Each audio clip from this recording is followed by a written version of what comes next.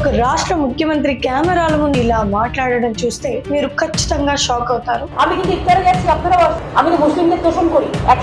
ఓట్ల కోసం రాజకీయ నాయకులు ఎంతకైనా తెగిస్తారని మనకు తెలుసు. కానీ ఒక రాష్ట్ర ముఖ్యమంత్రి కెమెరాల ముందు బహిరంగంగా ఒక మతాన్ని ఉద్దేశించి ఇలా మాట్లాడడం చూస్తే మీరు ఖచ్చితంగా షాక్ అవుతారు. ఓటు బ్యాంకు రాజకీయం ఎంత భయంకరంగా ఉంటుందో ఈ వీడియో చూస్తే మీకే అర్థమవుతుంది. నేను ముస్లింలను 100 సార్లైనా ప్రసన్నం చేసుకుంటాను. పాలిచ్చే ఆవు తన్నినా మనం భరించాలి కదా అని సాక్షాత్తు పశ్చిమ బెంగాల్ ముఖ్యమంత్రి మమతా బెనర్జీ గారు ఒక ప్రెస్ మీట్ లో ఓపెన్ గా చెప్పారు.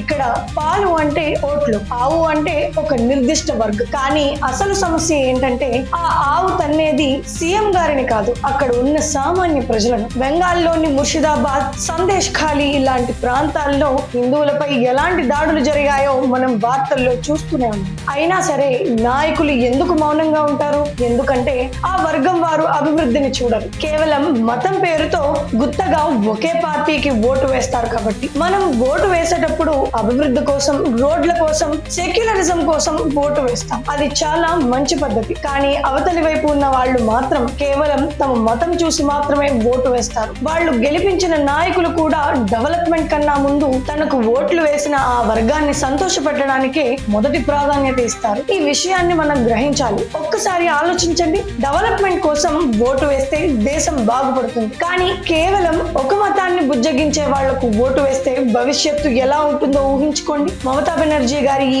వ్యాఖ్యలపై, ఈ ఓటు బ్యాంకు రాజకీయాలపై మీ అభిప్రాయం ఏంటో కింద కామెంట్స్ లో ఖచ్చితంగా చెప్పండి. ఈ నిజాలు నలుగురికి తెలియాలంటే ఈ వీడియోని ప్రతి ఒక్కరికి షేర్ చేయండి. జై హింద్. ఈ విషయం గురించి ఇంకా క్లియర్ గా తెలుసుకోవాలంటే ఫుల్ వీడియో చూడండి.